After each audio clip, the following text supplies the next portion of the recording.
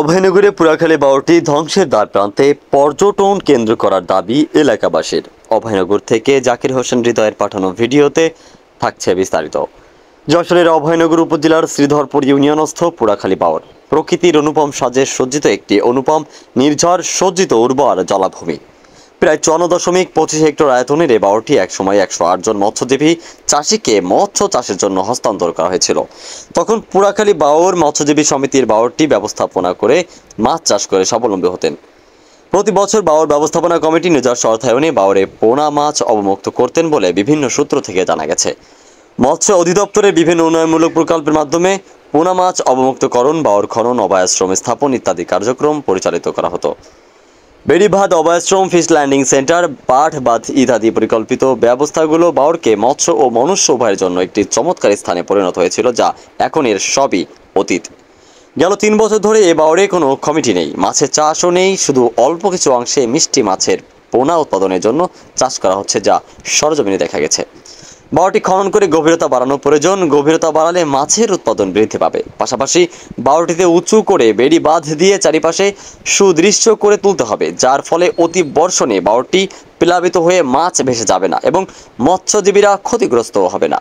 বাঁধের উপর দিয়ে যাতায়াত ব্যবস্থা সহ দুই পাশের ফলজ ও বনজ ঔষধি গাছ রোপণ করে সৌন্দর্য বৃদ্ধি সহ চিত্ত বিনোদন ব্যবস্থা গ্রহণ করতে হবে। ঘুরতে আসা পথচারীদের বসার স্থান করতে পারলে তবেই ফিরে পাবে পুনরায় এই বাওর তার নিজস্ব প্রাণ। এদিকে অভয়নগরবাসীর কোনো বিনোদন কেন্দ্র না থাকায় অনেকেই মনে করেন পুরাখালী মথুরাপুর বাওরটিকে সুন্দর ও মনোরম পরিবেশে তৈরি করে পর্যটকদের জন্য গড়ে তুলতে মন্দ হয় না। এজন্য সংশ্লিষ্ট আসনের মাননীয় জাতীয় সংসদ সদস্য ইনামুল হক বাবুল সদিচ্ছা ও সরকারের সুদৃষ্টি জরুরি প্রয়োজন বলেও মনে করেন আগত পর্যটকেরা। এখন আছে আপনার পানি ছিল আগে, এখন শ্যাওলা মেওলা দিয়া মানে আগের মতো পরিবেশ আর নাই। আপনার সরকার যদি একটু পর্যটন কেন্দ্র করে দেয়, মানে মানুষ আসতে পারে, একটু মানুষের ভালো লাগে, এরকম একটা পরিবেশ যদি হয় তাহলে মানুষজন আসবে। এখন আসে দেখতে শুনতে আসে, কিন্তু পানি তো নাই, পানি নেই বলেই তো মানুষ এসে ঘুরিয়ে টুরিয়ে চলে যাচ্ছে। এক সময় বাওরটা কেমন ছিল? খুব জলাশয় ছিল, 750 বিঘে জলাকার। এখন তো শুকায় পাল্টা বেড়ে গেছে।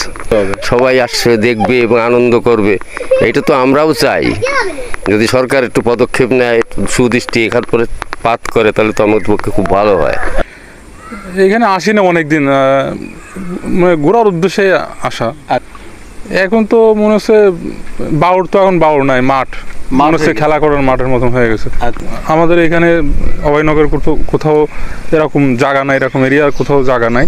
যদি এখানে একটা ঘোরার একটা পর্যটন কেন্দ্র হয়, এখানে আমাদের সাধারণ মানুষের বিভিন্ন জায়গা থেকে এখান থেকে এসে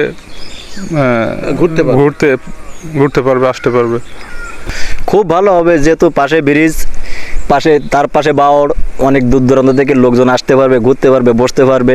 এটা সুন্দর, মানে দৃষ্টি আকর্ষণীয় জায়গা হবে, খুব ভালো হবে। কারণ এই বাওরটা অনেক দিনের, আমরাও জানি, আমরা আগে পরেও আসছি, এখানে মাছ চাষ হতো। এখন পানি না থাকার কারণে আপনার চর পড়ে যায়, আপনার বাওরটা তো বুঝে যাওয়ার কারণে এটা সুন্দর বা অস্বাভাবিক হয়ে গেছে, স্বাভাবিকই নেই। যদি এটা সরকার বা খনন করে, পরবর্তীতে কানে ভালো দৃষ্টিনন্দন কোনো জায়গা করে, তাহলে অনেক দূর থেকে অনেক লোক আসতে পারবে, ঘুরতে পারবে, বসতে পারবে, এলাকার জন্য সুবিধা হবে। যেহেতু পাশে একটা বড় ব্রিজ আছে, এ জায়গায় যদি একটা ভালো বাওড়ায় বা হয়তো পাশ দিয়ে সরকার যদি একটু পার্ক সিস্টেম করে দেয়, তাহলে সুবিধা হয়। আমরা এখানে মাঝে মাঝে ঘুরতে আসতাম। এই বাওরটা অনেক সুন্দর ছিল, কিন্তু বর্তমান অবস্থায় এই বাওরটা একদম জরাজীর্ণ অবস্থা হয়ে গেছে, যা এলাকার জন্য খুব ক্ষতিকর। এবং পাশে আমাদের ভৈরব ব্রিজ আছে, সেই ব্রিজের যত দৃষ্টিনন্দন মানুষ, অনেক লোকজন ভিড় করে, কিন্তু এখনই এই বাওরটা যে অবস্থা হয়েছে তা আসলে বলে বোঝানো যাবে না। সরকারের যদি এতে সুদৃষ্টি আসে, তাহলে এই বাওরের উন্নয়ন হলে মানুষের ঘোরার একটা পর্যটন কেন্দ্র হিসেবে ভালো একটা হবে, যা মানুষের কল্যাণকর হবে। আগে আমাদের এখানে একটা টিকিট ব্যবস্থা ছিল আর কি, তখন টিকিট ছিল, এখানে বসার কিছু জায়গার ব্যবস্থা ছিল, তখন আমরা আসতাম, খুবই ভালো লাগতো। জনজন অনেকে আসতো, সময় যেত। বিশেষ করে সপ্তাহে শুক্রবার ফ্যামিলি নিয়ে এখানে আসার ভালো ব্যবস্থা ছিল আর কি। কিন্তু বর্তমান যে অবস্থা দেখেন, একদম মরুভূমির অবস্থা হয়ে গেছে, পানি নাই, দ্বিতীয়ত হচ্ছে কোনো সুব্যবস্থা নাই। যদি এটা একটু মেরামত করা সম্ভব হয় তাহলে আমাদের এখানে বড় ব্রিজ আছে, পাশে যদি এটা আপনার একটা দেখা গেলো বিনোদনের প্রাণকেন্দ্র তৈরি করা যায় তাহলে মনে হয় আমাদের অভয়নগরবাসীদের অনেক ভালো কিছু হবে। কৃষির মাধ্যমে ছিল জিনিসটি এলাকার লোকজন করে খাতো, এখন সব বাচ্চাদের এই যে পড়ে রয়েছে এই অবস্থায়। এখন এই জিনিসটি যদি সবাই মিলে তাহলে যদি কাজ করে যদি পরিষ্কার করে মাছ চাষ করে তাহলে আর্থিক অবস্থা দেখতে সবাই ভালো হয়। ইতিহাসে পূর্বপুরুষ এইভাবে দেখতেছি চলে আসতেছে সবাই চাষবাস করে খাতো। তারপরে লিচের মাধ্যমে সরকারের কাছ থেকে লিচ নিয়ে করে কমায় খাতো। আবার একটা যশোরের পার্টি ছিল, তাদের কাছে লিচ ছিল, এলাকার লোকের কাছে দিছিল। তারপর সরকারও কিছু মাছ ছাড়িল, 100 মণ মাছ দিল ওই জায়গায়। তা সেই মাছগুলো বিভিন্ন এলাকার লোক মাইরে জুড়ে খাই, এই জন্য এই জিনিসটা এইভাবে ভাবিল। কত বছর আগে বন্ধ হয়েছে এটা ধরেন এই বছর 3 বন্ধ হয়েছে। ধন্যবাদ গাংসিল টেলিভিশনকে। ঐতিহ্যবাহী অভয়নগরের সুনামধন্য ইউনিয়ন সিদারপুর ইউনিয়ন, যে ইউনিয়নের একটা বিশাল অংশ জুড়ে এই বাউলটি আছে। আমি ছোটোবেলার থেকেই দেখে আসছি এবং আমার জন্মলগ্ন থেকেই বাউড়ে অনেক বৈচিত্র্য আমি নিজেও দেখেছি। এই বাউড়ে একটা সময় দেখেছি 2টি পাশে 200 পরিবার রানী মাছ ধরে তারা জীবন জীবিকা নির্বাহ করেছে। ইতিমধ্যে প্রাকৃতিক যে দুর্জয় দুর্ভিক্ষ, যে কারণেই গত বছর এই সময় এই বাউড় শুকিয়ে গিয়েছিল, ভ্রাম্যমাণ লোক এই বাউড়ের অনেক মাছ তারা ধরে নিয়ে গেছে। এবং বর্তমান যে প্রেক্ষাপট তা তো ইতিমধ্যে, যদিও আমি বাউড়ে না যাই, সেক্ষেত্রে আমি এলাকার মানুষ হিসেবে যতটুকু জানি এখনও মানুষ উন্মুক্তভাবে এই রানী মাছগুলো ধরে নিয়ে যাচ্ছে। তো আমার বক্তব্য এখানেই যে ইতিমধ্যে কিছুদিন আগেও একটা ইউনিটের মাধ্যমে, একটা কমিটির মাধ্যমে, 108 জনের একটা কমিটির মাধ্যমে এই বাউল পরিচালিত হতো, সব একটা অবস্থানে চলছিল। তো আমি সরকারের ঊর্ধ্বতন কর্মকর্তা, যশোর 88-4 মাননীয় সংসদ সদস্য, আমাদের প্রিয় নেতা আলহাজ ইনামুল হক বাবুভাই সহ যারা ইউনো মহোদয়, উপজেলা পরিষদ চেয়ারম্যান সহ যারা আছে, আমি তাদেরকে এলাকার পক্ষ থেকে, সবার পক্ষ থেকে আমি তাদের কাছে আমার দাবি জানাবো যে এই বাউলটাকে একটা পর্যটক কেন্দ্র করলে আমরা যারা বেকার অবস্থায় জনজীর্ণ অবস্থায় আছি, এখানে একটা কর্মসংস্থার ব্যবস্থা হয়, মানুষ দূর দূরান্ত থেকে এসে একটা প্রাকৃতিক সৌন্দর্য দেখতে পারবে। এইটাই আমি আশা করি। আমি এলাকার একজন সাধারণ জনগণ হিসাবে আমি সরকারের কাছে প্রত্যাশা এবং আহ্বান রাখি। এ বিষয়ে Sridharpur UP chairman advocate Faraji Nasiruddin বলেন, এই বাউটি আমাদের উপজেলা তথা পরিবারের সবার আত্মার সাথে মিশে আছে। সংশ্লিষ্ট দপ্তরে ও মাননীয় এমপি চিঠির মাধ্যমে অবহিত করেছি, আমাদের পুরাখালী বাউটি অপার সম্ভাবনার দুয়ার খুলবে যদি চিত্ত ও বিনোদন কেন্দ্র হয়। এখানে পুরাখালী বাউটা হচ্ছে আমাদের টোটাল যশোর জেলারই একটা ঐতিহ্যের একটা অংশ। এবং আমাদের 2 বছর আগেও দেখেছি এখানে যে বিশাল জলরাশিতে পদ্ম ফুলের সমাহার, তারপরে শীতকালে অতিথি পাখির আগমন এবং অতিথি পাখির কলকাকুলিতে এলাকাকে মুখরিত করে রাখতো এবং বিভিন্ন দেশের বিভিন্ন অঞ্চল থেকে মানুষ আসতো আমাদের এই বাউটাকে দেখতে। আসলে প্রাকৃতিকভাবে একটা পর্যটন কেন্দ্র হয়েই রয়েছে এটা, কিন্তু দুঃখজনকভাবে গত বছর এই বাউটি শুকিয়ে যায় এবং এই বাউটি এখন প্রায় পানি শূন্য। কিছু অংশে পানি রয়েছে, সেখানে সরকার একটা রানী মাছের অর্থাৎ দেশি মাছের একটা অভয়ারণ্য সৃষ্টি করেছে। তাছাড়া পানি নেই বললেই চলে। এখন বাউটার অব্যবস্থাপনায় পড়ে আছে বিভিন্ন জটিলতার কারণে। এটা নিয়ে একটা মামলাও চলমান আমি যতদূর জানি। তো যাই হোক, আমি যখন চেয়ারম্যান নির্বাচিত হই আমি প্রথমে এটা উপলব্ধি করি যে আসলে আমাদের এই পুরাখালী বাউটের একটা পর্যটন কেন্দ্র গড়ে তোলা সম্ভব। তখন কিন্তু বাউড়ের এই রূপ ছিল না, তখন বাউড়ের ভরা যৌবন ছিল, তখন পানিও ছিল প্রচুর। হঠাৎ করে এবছরই দেখা গেছে পানি শুকিয়ে গেছে। তখন আমি পর্যটন মন্ত্রণালয়ে একটা চিঠি দেয় যে এটাকে একটা পর্যটন কেন্দ্র গড়ে তোলা সম্ভাবনার বিষয়গুলো উল্লেখ করে আমি সেখানে চিঠি লিখি। কোনো সাড়া পাইনি। তারপরে আমি আমাদের তৎকালীন এমপি সাহেবকে বিষয়টা অবগত করি, উনি কোনো সাড়া দেননি এবং আমি এই বর্তমান নতুন এমপি সাহেব নতুন নির্বাচিত হওয়ার সাথে সাথে আমি তার সাথে একটি ব্যক্তিগতভাবে সাক্ষাৎ করেছি এবং বাউড়ের যে যৌবন সেটা ফিরিয়ে আনার জন্য ওনাকে পদক্ষেপ নেওয়ার জন্য আমি অনুরোধ করেছি। উনি পদক্ষেপ নিতে চেয়েছেন। শুধু এটা যে সৌন্দর্য বৃদ্ধি করে তা না, আমাদের এই জলাশয় এই আজকে দেখেন কি তাপমাত্রা, এই জলাশয়ে বিভিন্ন গ্রামগঞ্জে যে আগে যে পরিমাণে পুকুর ছিল সেই পুকুরগুলো ভরাট হয়ে যাচ্ছে, পাশাপাশি জলাশয়গুলো নষ্ট হওয়ার কারণে আমাদের প্রাকৃতিক তাপমাত্রা বৃদ্ধি পাচ্ছে প্রচণ্ডভাবে। আমাদের জলাশয় এবং গাছের অভাবে আমাদের প্রাকৃতিতে যে তাপমাত্রা বৃদ্ধি পাচ্ছে প্রচণ্ডভাবে। তাই আসলে প্রকৃতিকে রক্ষা করতে হলে, প্রকৃতির সৌন্দর্যকে বৃদ্ধি করে আমাদের পটুয়াখালী বাওরটা পুনর্খনন করা ছাড়া এর কোনো বিকল্প নাই।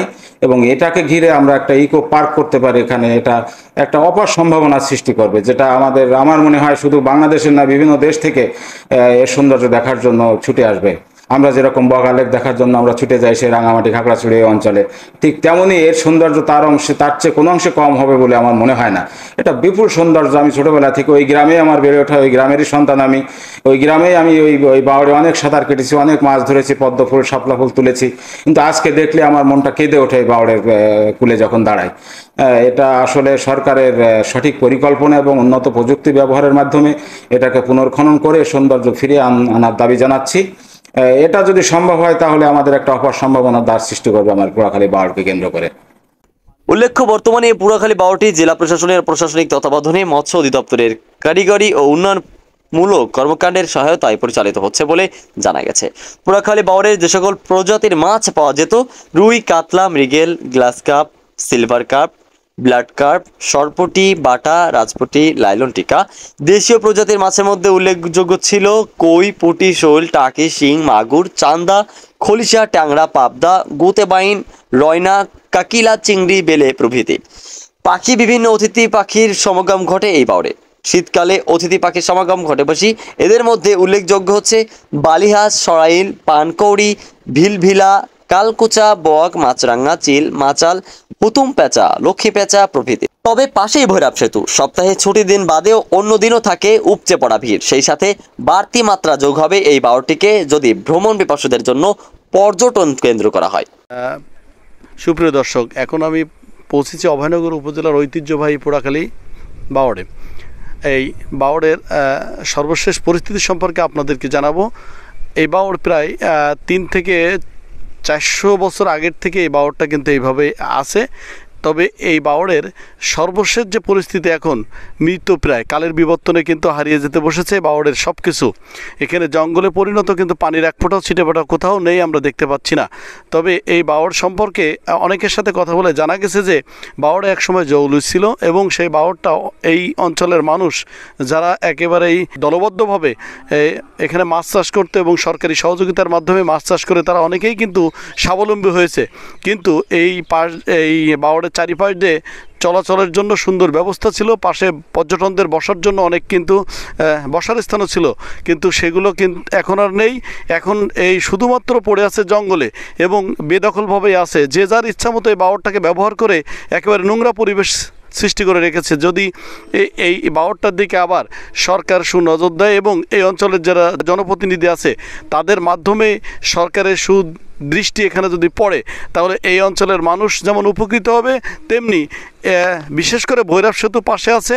আর যদি এখানে পর্যটন কেন্দ্র করে, এই অঞ্চলের অনেকেই কিন্তু বলছে যে যদি পর্যটন কেন্দ্র এখানে হয় তাহলে অন্তত বিভিন্ন জায়গার থেকে এখানে ঘুরতে আসবে, এক নজর তারা বিনোদন নিতে, আনন্দ নিতে এখানেই কিন্তু আসবে বলে অনেকেই কিন্তু জানিয়েছে। বিশেষ করে অভয়নগরে কিন্তু কোথাও পর্যটন কেন্দ্র বা দেখার স্থান, দর্শনীয় স্থান কিন্তু নাই বললেই চলে। যদি এই পটুয়াখালী বাওরটা যদি পর্যটন কেন্দ্র করা হয়, এই অঞ্চলের মানুষের সপ্তাহে ঘোরার দিন বা অভিভাবক তাদের বাচ্চা কাচ্চা নিয়ে এখানে কিন্তু আসতে পারবে এবং সহজেই কিন্তু অন্তত এই বাওরটা চারিপাশ সুন্দরভাবে দেখে তারা আনন্দ নিয়ে এখান থেকে চলে যেতে পারবে। সর্বশেষ পরিস্থিতি আমি এখান থেকে আপনাদেরকে জানালাম। জাকির হোসেন হৃদয়, গাংচিল টিভি, অভয়নগর। শেখ আলী আকবর, গাংচিল টিভি নিউজ ডেস্ক।